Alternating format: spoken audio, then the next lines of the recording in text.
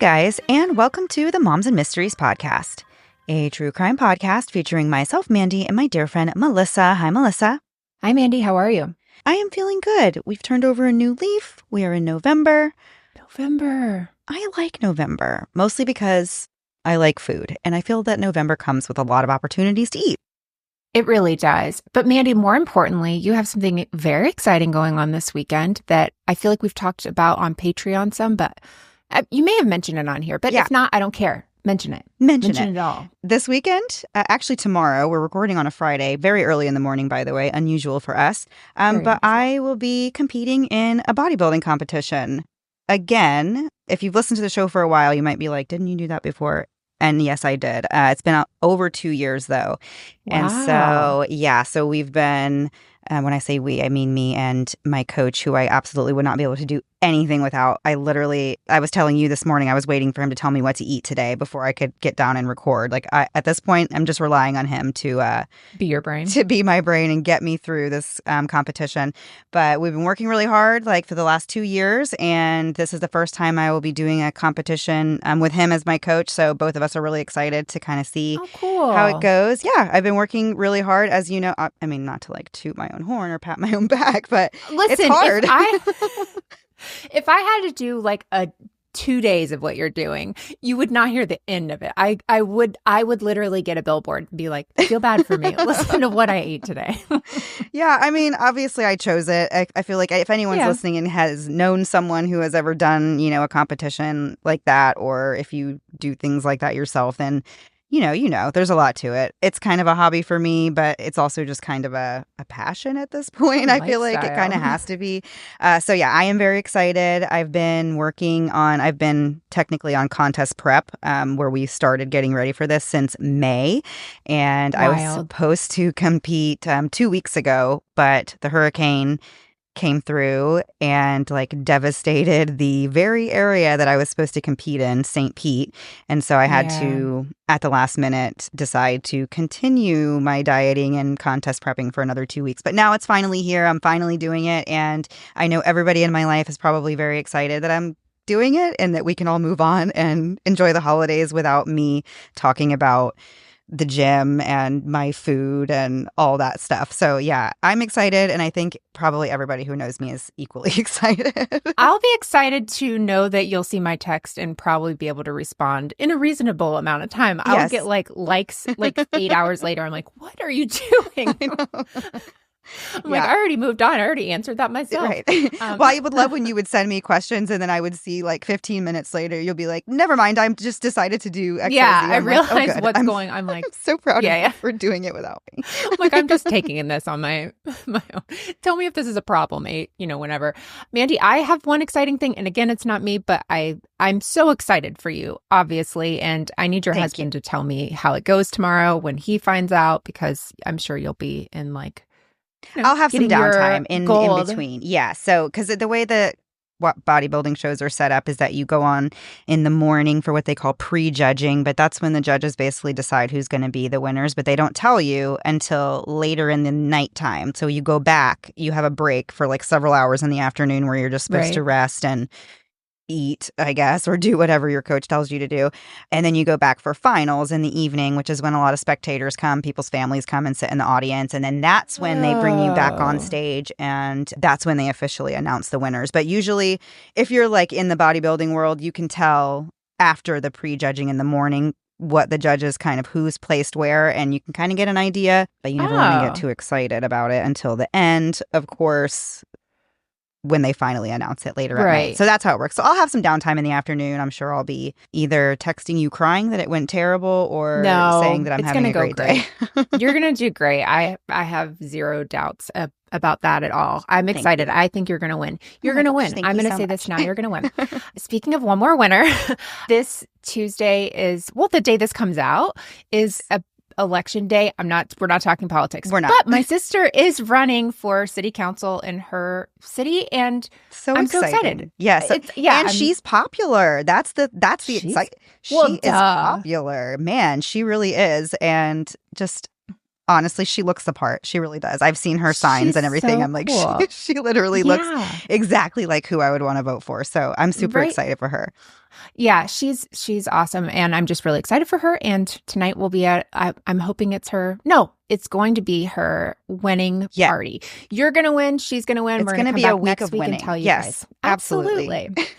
Yeah. So anyway, Mandy, we had a lot to say to this week, but I'm ready to get into the episode for this week. Me too. As we said, we are now in November, and we have concluded our series that we did in the month of October for Domestic Violence Awareness Month. Thank you guys again so much for everybody who listened and shared those episodes. We got tons of great feedback, and we're so thankful that we were able to share all of that information with you through the month of October. So this week, we have a story that you could call it different. It is different. It's definitely different. In the close-knit town of Lynette, Alabama, the summer of 1998 took a dark turn with a haunting discovery that would become part of the local lore for years to come. On August 4th, Heather Waits came home from college to spend a few quiet days with her mom, Charlotte Waits. Charlotte was a well-known and beloved woman in Lynette, in part because she was the mayor's wife, but also because she was a very compassionate educator, and she had dedicated years of her life to the local school district. When Heather arrived, she found her mom, Charlotte, lying cold and unresponsive at the base of the staircase in the family's home.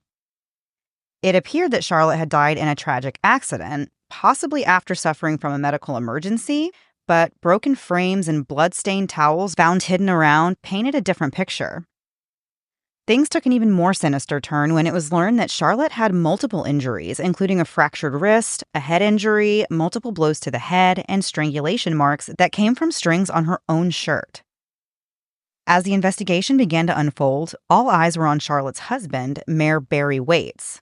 And soon, a chilling tale of family betrayal began to emerge, and the community of Lynette was left reeling after one of the biggest scandals in the town's history began to come to light. Charlotte Ruth Brown was born in Roanoke Band, Alabama on November 1st, 1948, which, because it was so long ago, unfortunately means that we don't know a lot about her life up until the point that she died. But what we do know is that in her adult life, she taught for 10 years before going to work at the Chambers County Board of Education office, and that's where she worked for 10 years before her death. She was described as being a well-thought-of and well-respected member of the community, and due to this position that she held on the Board of Education, she was also very well known around town. Charlotte was known as someone whose smile brought joy to everyone she met, and that she lived a generous and unselfish life. She was married to Barry Waits, and they had 2 daughters together named Heather and Kara. The family lived in Lynette, Alabama, but that's really all we know about this couple prior to the events of the story. Barry was born on October 15th, 1947, to parents Clinton and Mary. In high school, he played football, and as a young man, he was involved in 4-H. He was actually pretty successful in 4-H. During his first 6 years, he raised 71 pigs, 8 beef calves, and 102 rabbits. I guess that's impressive. I'm not a 4-H'er. I'm impressed. I think it's impressed that you can raise any animal. So that seems like to be able to raise 71 pigs and 8 calves and 102 rabbits seems like a lot of mouths to feed. Question, Mandy. Have you seen people on TikTok or other places with show pigs where they... I'm familiar with the lifestyle. The lifestyle. There's this blonde girl, and I kind of wanted to be her for Halloween, and she's got such a serious face, and she's walking her pig around in the pen, and it's like my favorite thing Oh my gosh, ever. I love that. Yeah, it's so fun, but that's immediately what came to my head when we were looking at this. That's funny. In 1964, Barry won a trip to the National 4-H Conference in Washington, D.C. due to his outstanding achievement in 4-H leadership. He was actually the president of his local 4-H club. He was known for being a big teddy bear type, just the super nice kind of guy that wouldn't harm a flea, and he always took care of Charlotte and their girls. Barry worked at the National Guard Armory in Fairfax as a technician and sergeant, but he was also on the city council. At the time of Charlotte's death, Barry was acting as the mayor of Lynette because the real mayor, Hoyt Owens, was recovering from heart surgery. On August 4th, 1998, 21-year-old Heather Waits arrived home from college only to stumble on a scene that nobody could ever prepare for. Her mother, Charlotte, was laying lifeless in the foyer with her arms above her head. When Heather started to grasp the severity of what she was seeing, she frantically called 911 and then her dad, and then rushed outside to flag down a neighbor for help. At first, it looked as though Charlotte may have fallen down the stairs and tried to catch herself, which resulted in a broken wrist. But a smear of blood on her shirt and ligature marks on her neck pointed to something much worse. Charlotte had been murdered. And this was quite a shock in a town that hadn't seen a murder all year up until this point. That day had been a usual day for Charlotte. She worked for a few hours at the Board of Education and then went to a hair appointment to prepare for an afternoon tea. Charlotte planned to go home and finish getting ready and then go back out, but she never made it to the tea. Charlotte's purse was found next to her with the contents scattered around in what appeared to be a staged attempt to mimic a robbery, but nothing was actually missing from her purse and there were no signs of forced entry. As the investigators looked over the scene, they realized that Charlotte's body had been dragged by her feet to the foot of the stairs. They found 2 bloody towels buried in the clothes hamper on the other side of the house, which really makes no sense for an intruder to do. Why on earth would you go through having to find these towels to clean her up to then put them in a laundry basket for someone to find later? So it's really thought that these towels were used to gag Charlotte. They were tested and the results showed that the blood was hers and the killer had used the towels to clean her up. Charlotte's daughter Heather explained that when she got to her parents' house, she went in through the garage and noticed that the door was just slightly opened, but there were no broken doorknobs or anything unusual. Charlotte's car was parked in front of the garage, which was a little strange as that's not where she usually parked. Heather went inside and walked straight to the kitchen to put food on the counter, and then she called for her mom, but she didn't get a response. Heather then walked through the kitchen into the den area, and when she turned the corner in the foyer to go upstairs, she saw her mom lying there with her purse contents scattered all around her. Heather touched Charlotte's leg to try and rouse her, but she realized that Charlotte was already cold. At some point in the chaos, a friend of the family named Ernie Pierce drove up to the house, and Heather told him that Charlotte was inside. Evidently, he'd been listening to the police scanner, and he heard that a girl found her mom cold to the touch, and he recognized the address as being the Waits' home. Heather waited for her dad to get there, and when he arrived, she said he gave her a hug, but that's really all she can remember. Later on, she went to the hospital to see her dad, who we'll talk about why he was there in just a moment, but he was there with her uncle Daryl, and she overheard her uncle telling her dad, quote, "This was not an accident." And then Barry started to hyperventilate. Heather told her dad that she was going to talk to the police, and he advised her to be careful about what she said because the police would be looking into the family. An autopsy showed that Charlotte had been strangled so badly that her muscles, trachea, and esophagus were all damaged, and she had been strangled with a string from her own shirt. They said the person who killed Charlotte was strong. Her head had been hit with a blunt object, and she had internal brain hemorrhaging. Blood was found under Charlotte's fingernails on her right hand, and her right wrist was broken. Her left hand had no blood under the fingernails. According to what the defense later said, when Barry arrived home that day and found out what happened to his wife, he became short of breath, weak and pale, and his heart rate shot up to 190 beats per minute. Oh my gosh. Wow, that's like really scary. But it sent him into atrial fibrillation, which is a quivering or irregular heartbeat, and it can lead to blood clots, stroke, heart failure, and other heart-related complications.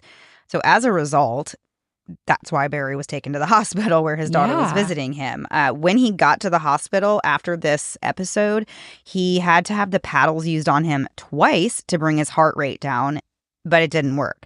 And so he ended up staying in the hospital for a week before he was released. And at that time, he went straight down to the police station and gave his statement. So just wild. I mean, you can understand somebody having a very serious heart reaction to like all of the things that are going on. But as the story progresses, you're like, wow, that's actually crazy that he ended up going to the hospital for this.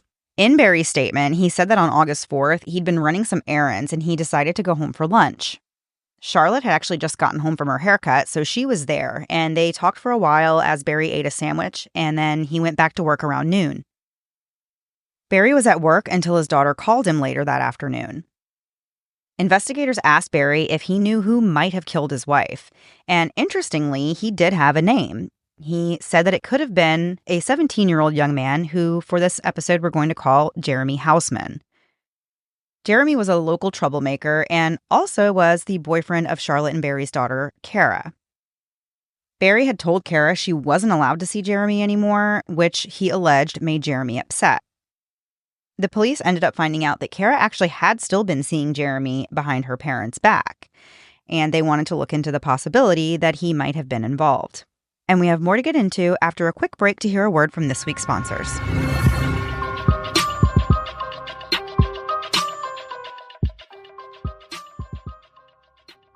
If I were to ask you to name every single subscription you have, could you do it? I'd love to think I could, but I absolutely could not. I might be able to name a couple, but inevitably there would be a few that I'd forgotten about. And I'm not alone. I just learned that 74% of people have subscriptions that they've also forgotten about. But thankfully, Rocket Money can be my brain when it comes to subscriptions and help me remember every subscription I have, because I can actually see them all laid out right in front of me. Rocket Money is a personal finance app that helps find and cancel your unwanted subscriptions, monitors your spending, and helps you lower your bills so you can grow your savings. To date, Rocket Money has over 5 million users and has saved a total of $500 million in canceled subscriptions, saving members up to $740 a year when using all the app's features. My toxic trait is thinking that I can remember to cancel those 7-day trial subscriptions, and I always remember them on the 8th day when I see the charges come through. But Rocket Money actually gives me alerts to review my subscription so I can actually stay on top of them, which saves me money and keeps me from being frustrated big time. Stop wasting money on things you don't use. Cancel your unwanted subscriptions by going to rocketmoney.com/moms. That's rocketmoney.com/moms. rocketmoney.com/moms. So Mandy, are you ready to tackle the holiday shopping madness? I am, and I have a new trick up my sleeve this year. Rakuten. I just started using it, and I'm already seeing the cash back adding up every time I shop. Same here. Rakuten is such an easy way to save. You can actually stack their cashback offers on top of all those other big holiday sales at over 3,500 stores. And some of the stores have their highest cashback rates of the year right now, up to 15%. Yes, stores like Macy's, Ulta, and Walmart have all kinds of deals, and knowing I'm earning cash back just by going through Rakuten makes holiday shopping way more fun and less stressful. Exactly. And if you haven't used it before, here's how it works. Your favorite stores, like those stores that we've mentioned, team up with Rakuten, who then sends them shoppers, and Rakuten passes a part of that back to you through PayPal or a check. And they do the work on finding the best deals and coupon codes for you, so there's no more endless searching. And the best part? Membership is free, and it's easy to sign up. You just start your holiday shopping on Rakuten.com or download their app. With 17 million members already saving, there's no reason not to join in. So if you're looking to keep your budget in check this holiday season, join the 17 million members who are already saving. Start all of your holiday shopping at Rakuten.com or download the Rakuten app to start saving today. Your cash back really adds up. And now back to the episode. So before the break, we were talking about Charlotte's daughter coming to find her after she's been murdered, as well as Barry actually being put in the hospital due to a heart issue that he was having right after finding out that his wife has passed away. And on top of that, Barry does have one person he thinks police should be interested in, and that's his daughter's ex-boyfriend, Jeremy. So police go to Jeremy's house to speak with him and learn that he'd been working all day on August 4th as a landscaper and that he had not been on the Waite Street since he was told to stop seeing Kara. His story was able to be confirmed, and he was cleared as a suspect in Charlotte's murder. Police also talked with Barry Waite's coworker, James Green Jr. James said that he saw Barry at around 8 a.m. that morning at work and that it really seemed to be a normal day. Barry left around 9 a.m., he came back around 1 or 1:30 and seemed totally normal when he returned. He didn't seem disheveled or out of sorts, and James didn't notice any marks or bruises on him. After Barry got the call from Heather, he went into James's office and told him he had to go because his daughter had called and said that Charlotte fell. James said that at this point, Barry did seem anxious to get home and visibly shaken, and he noticed that James was breathing heavily. James also told police that when he went to visit Barry in the hospital on August 5th, he was laughing a little, and in James's opinion, not acting like he just lost his wife. I still don't put anything into something like this because people's reactions just are so vastly different, and dealing with stress, like all of that, I don't know how much you can ever, how much weight you can give something like that.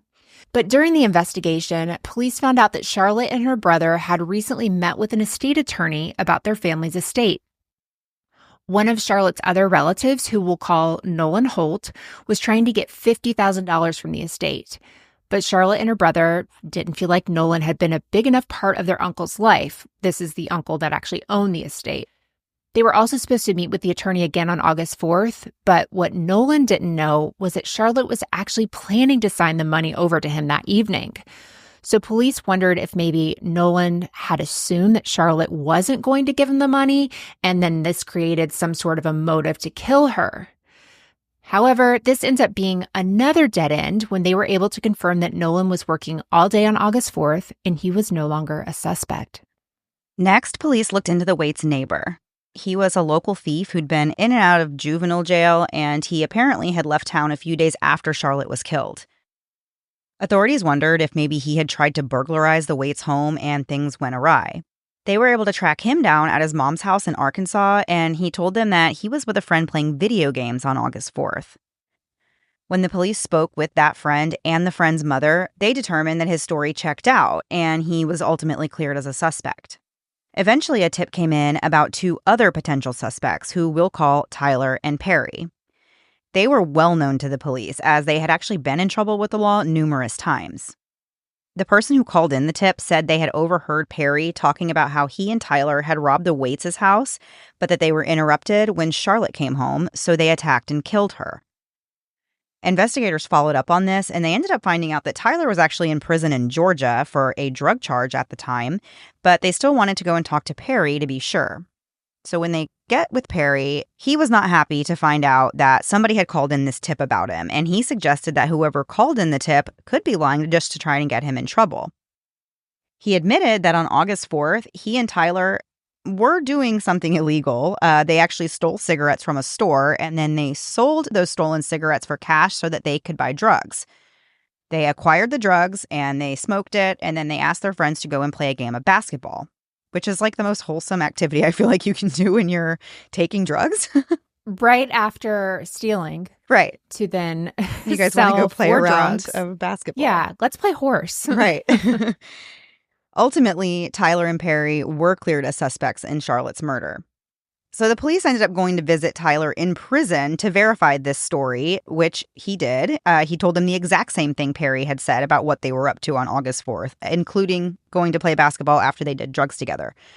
Furthermore, the police realized that these two men actually couldn't have killed Charlotte because the timeline wouldn't have added up. If they had been the ones to kill her, then Barry would have found her when he went home for lunch that day. But just to be thorough, they still obtained the surveillance footage from the store the men stole the cigarettes from, and they spoke to a friend who played basketball with them that day. And ultimately, Tyler and Perry were cleared as suspects in Charlotte's murder. After investigating several leads and coming up empty-handed, Governor Fob Jones put up a reward for $10,000.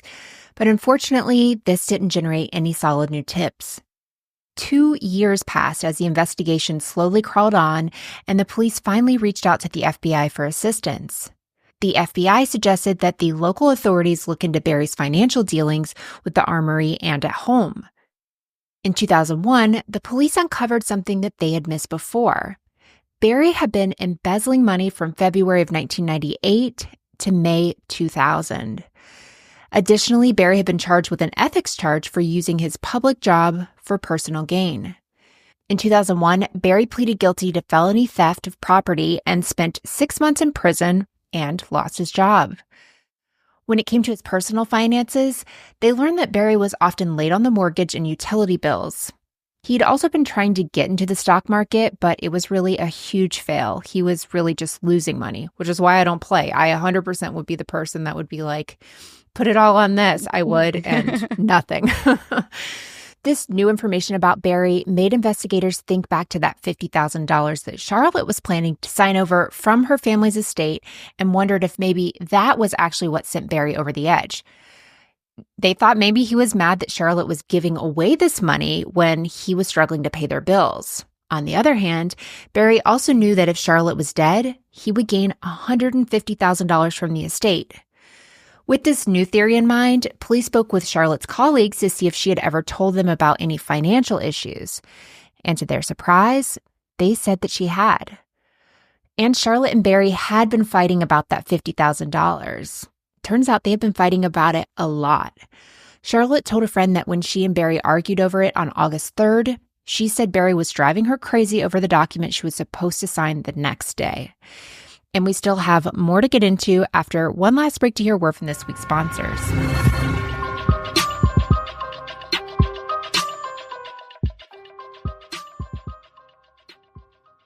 Mandy, I like to think of myself as a bit of a planner, or an over-planner, whatever. But when it comes to the holidays, I definitely struggle. While I try to stay on top of gifts and activities, I tend to neglect my house. But this year, I'm taking a different approach and checking out Wayfair.com for all things holiday and cozy for my house. And while I'm not much of an over-planner, I love the holidays and sprucing up the place, and decorating is my favorite. So it shouldn't surprise you that I just stocked up on some home essentials with Wayfair. In fact, they're running these huge Black Friday deals with up to 70% off, so it's the perfect time to grab whatever you need to get ready for the holidays. Amazing. I actually just ordered a couple holiday-ish throw pillows to brighten up my living room. It's a great way to make a small change that really makes a big difference. And not only are they super cute and perfect for the season, they're actually super soft. And thanks to the quick shipping, I'm already able to have them out. That really is what's so great about Wayfair. Not only do they really have everything you need, from sofas to holiday decor and even cookware, it's not that same old cookie cutter stuff. They have styles that actually make your home feel totally you. And have you seen their new loyalty program? You get 5% back on every item, free shipping, and members-only sales. It's like a little bonus every time you shop. I love that. So if you're looking to make your home cozy for the holidays, definitely check out Wayfair's Black Friday deals. You can find exactly what you need, and the savings are too good to pass up. Don't miss out on saving big with Wayfair this holiday. Head to wayfair.com now to shop Wayfair's Black Friday deals. That's WAYFAIR.com. And now back to the episode. So before the break, we were talking about the police kind of going not around in circles with the investigation into Charlotte Waits' murder, but they have followed up on several leads and have come up to mostly dead ends until they discover that Charlotte's husband, Barry, has actually been embezzling money, and he may have had a financial motive for killing his wife. Just when it really seemed like things couldn't look any worse for Barry, his daughters Heather and Kara told the police that he actually had stolen their inheritance from them, which is just, oh my gosh. I was not expecting that. Me either. So they told the police that after their mom died, the girls were each supposed to get $119,000 in life insurance. They both signed their checks over to their dad, Barry, because he promised to give them some property from Charlotte's family estate in exchange. But they never received the property. Barry also took their cut of Charlotte's retirement fund, literally leaving his own daughters high and dry.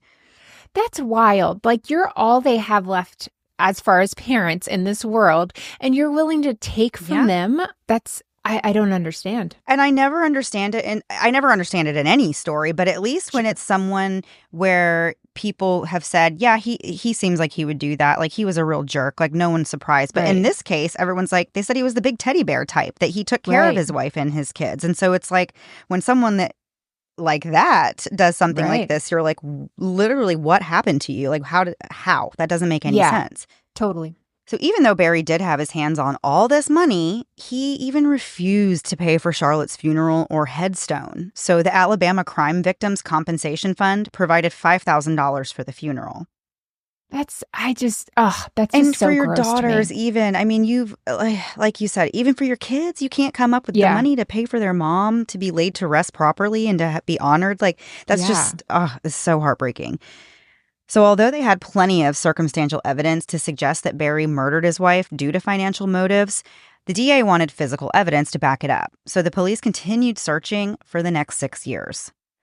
Finally, in 2005, District Attorney E. Paul Jones started looking into cold cases, including Charlotte's, and the evidence in the case was presented to a grand jury who ended up agreeing that there was enough there to indict Barry for first-degree murder. He was arrested on February 9th, 2006 at the business he owned with his new wife, Sandy. Barry was given a $150,000 bond, which was paid, and he was released. It's nice to know that he can come up with money for himself. Right. $150,000, no problem, to get me out of jail. Yeah. So his trial did begin later that year on November 13th. During the trial, Barry's new wife was actually seen in the restroom at the courthouse talking to one of the jurors.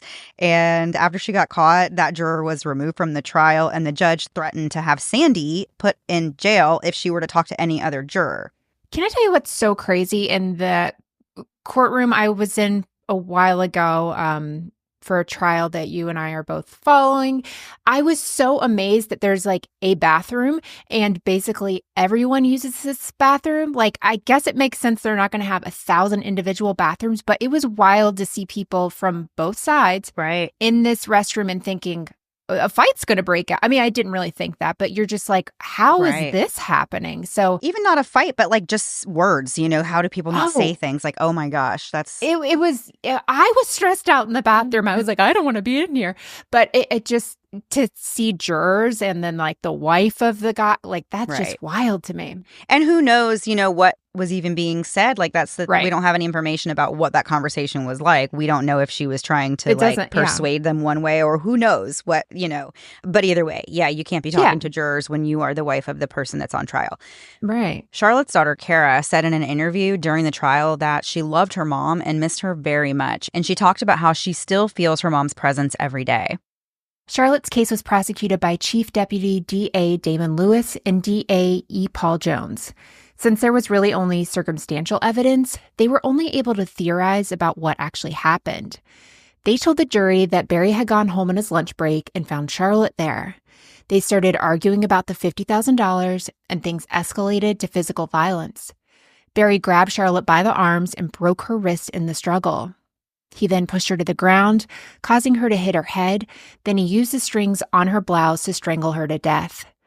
They explained that Charlotte had likely spit up blood while being strangled, and that's why there was blood on her shirt and on towels found in the clothes hamper across the house. They alleged that Barry then scattered the contents of Charlotte's purse around to make it look like a robbery. Authorities said they don't think Barry planned to kill Charlotte that day, but because he didn't stop when he was strangling her, that shows premeditation. They said that Barry had staged the scene to make it look like Charlotte fell down the stairs. They further emphasized that a burglar wouldn't have used towels to clean up the scene and then go take those same towels and put them in a hamper. Barry's defense attorneys were Jim Parkman and Martin Adams. Jim Parkman is actually quite famous, and he even has his own Wikipedia page. He defended Richard Scrushy in a case that involved over $2.7 billion in accounting fraud. Scrushy was facing 36 federal charges, and Parkman got him off completely. He was acquitted of all the charges. Jim also worked for the Cochran firm, which was started by O.J. Simpson's attorney, Johnny Cochran. So you could say that Jim was kind of a big deal in the courtroom. He was somewhat of a celebrity lawyer. The defense alleged that the prosecutors changed Charlotte's time of death to fit their theory that Barry killed her on his lunch break and said there was no evidence pointing to Barry as the murderer. They mentioned that the medical examiner said that whoever killed Charlotte would have had to wrap the cord around their hands, and Barry didn't have any marks or bruises on him to show this. They theorized that Charlotte could have come home at any time and surprised the burglars who ended up killing her, but they said Barry was innocent and that the town was just looking for someone to blame in the murder, and Barry was an easy target. A man named Bobby Arrington testified at the trial that someone named Stephen Sanders told him that he, Stephen, and another man named Kenny Boyd had robbed the Waits house and killed Charlotte, but they said they didn't plan to kill anyone. According to Bobby, Kenny allegedly wrapped a cord around his knuckles and started beating Charlotte, and when Stephen saw what was happening, he told Kenny to stop and said that they had to leave. This story doesn't even line up with the evidence that they have. No. There was no evidence that would suggest that she was beat with a cord wrapped around someone's knuckles or anything, so that story doesn't even really make sense. Yeah. Both of the Waits' children testified against their father, and others testified that Barry acted odd and flippant after Charlotte was found dead. A woman named Hope, we're not really sure what her relation to Barry is, but she testified that she had asked Barry if he killed his wife, and he didn't respond to her. Yeesh. After a little more than 3 hours of deliberations, the jury returned a verdict on November 21st, 2006. Barry was found guilty of first-degree murder. The foreman later revealed that the jury agreed with the prosecution and felt that Barry had killed Charlotte during a fight about the money and then staged the scene to look as though she fell. On December 20th, 2006, Barry was sentenced to 40 years in prison. He was ordered to repay the Alabama Crime Victims Fund the $5,000 that they had donated for Charlotte's funeral. Good. Yeah, I feel like they should have had him donate more. You should pay back that plus some. Yeah. Charlotte's brother Gene said, quote, "I hate the fact that he killed Charlotte. I hate it. I still have some hostility from 8.5 years building up, but there's been a relief of most of that hostility and we can go on with our lives now." Her daughter Kara said, "It's hard because my mom deserves justice, but yet it's really hard to see my dad serve that justice. It's hard either way you look at it. There's no easy road about it whatsoever," which we've talked about that in stories before. The kids in the situations where one parent murders the other one, like it's the most horrific scenario because losing a parent, having one die is already such a hard thing to get through. And then you throw on your other parent did this. Like that's right. How do you cope with that? That's like, it's so much. Yeah. Barry did motion for a new trial, but that motion was denied on February 9th, 2007. He appealed the denial to the Alabama Court of Criminal Appeals, but that appeal was also denied. On April 18th, 2008, Barry's conviction was affirmed by the Alabama Supreme Court. He then appealed the decision to the U.S. District Court for the Middle District of Alabama Eastern Division, which I guess, have fun navigating the U.S. court system. I couldn't believe that was like... That is so specific. Yeah. Just I couldn't. I was like, okay, all right. Well, all right. On October 19th, 2012, though, his petition was denied. And Barry actually passed away in prison on November 16th, 2011. This story is interesting to me because it really does seem like it came out of nowhere. I not to take anything away from what he did, obviously, but like it does seem like he wanted her to change her mind on something. She wouldn't do it and just not snapped. Again, not giving him that, but it is kind of strange. It doesn't seem like they really, to our knowledge, had a lot coming out. Right. I would consider it a crime of passion for sure. Like I feel like it is one of those situations where I don't think that he intended to go home on his lunch break and murder his wife. I think they got into an argument and it escalated into this absolutely horrific scenario. I never understand. And I guess also why I feel that way is because I feel like if somebody was planning on killing a person, you're not going to strangle someone and then say they fell down the stairs, because logically you would have already thought like that's not going to happen. So I feel like all of the actions of staging the scene and everything appear to have been done in a very frantic and like not very well thought out manner, which of course is still murder and he still deserved to be prosecuted and to go to prison. But yeah, I don't think this was planned. I don't know if I would even go for first degree murder if I was a juror in this case, but I would definitely still want to convict him. Yeah, for sure. No, I totally agree with you. It doesn't seem like it was premeditated, but that was an interesting point that they could say premeditation because he was strangling her. And didn't stop. Yeah, that I wouldn't have thought of that in that way. So yeah, crazy story. Yeah. Mandy, before we go, real quick, it's November. I just wanted to ask you, do you have anything this month that you're really thankful for? I'm thankful for a lot of things this year. I feel like I've had a really good year. And, I feel like there hasn't been a lot of like stress or drama or anything major, thankfully has not, happened. But honestly, I feel like right now I feel like I'm the most thankful.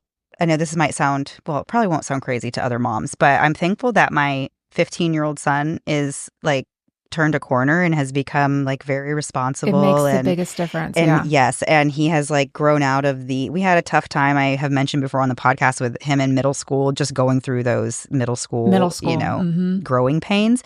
And we're getting into that now with my younger son who's in 6th grade this year. So just to see the stark difference between them now, to see like, oh, wait, like you're acting exactly the way your brother used to act. But then that also makes me realize that his brother is acting so much better now. Yeah.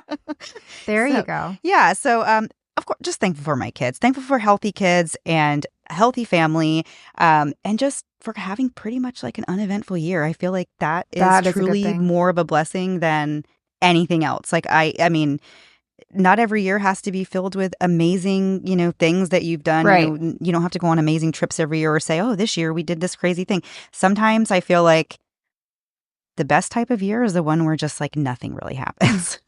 No, I totally agree with you. I would basically say the exact same thing. I was thinking middle school is so hard. If you have kids in middle school, I'm so sorry. Like Mandy was saying, it's hard. It feels like you not lose your kid, but you kind of do. Like the kid that you knew, and they're turning into this, getting ready to become an adult, preteen, teenage, moving into that. So it's like this little person that you remember. It's not them anymore. And so it's like learning this new person, but them learning themselves, which I think is such a big part of it. Yeah. So I would, if I'm going to say my thankful things, I will hop on your train and say for my kids, this has been a hard year for my son. It started off pretty hard. It's gotten so much better. So I've talked to you about this a lot, Mandy, and I'm so thankful because a couple months ago, I wouldn't have been able to say that, but I'm really just thankful for the place that we're in now and just that we have great kids. We really do. We do. Yeah, we are very fortunate. Very fortunate for sure. Yeah. Yeah. So other than that, I feel like I like to end on that note. Thankful for my family. So. Thankful for you. Thankful that we're still here doing this. Wild. We're coming up to another end of another year and we're still doing this podcast. We're close to a decade. That's crazy. That's crazy because when we first started, I think we were both like, we never really put an expiration date on how long we thought it would last. But I don't know. I guess I didn't really even consider that it would go on for 10 years or even close to it. But now I'm like, I don't know. Might make it. Maybe we'll still be here for a full 10 years. So anyway, thank you guys so much for listening. Keep listening if you want us to be around in 3 more years. Yeah. Thank you guys so much. And Mandy, you've got the outro. Yes, we'll be back next week. Same time, same place, new story. Have a great week. Bye.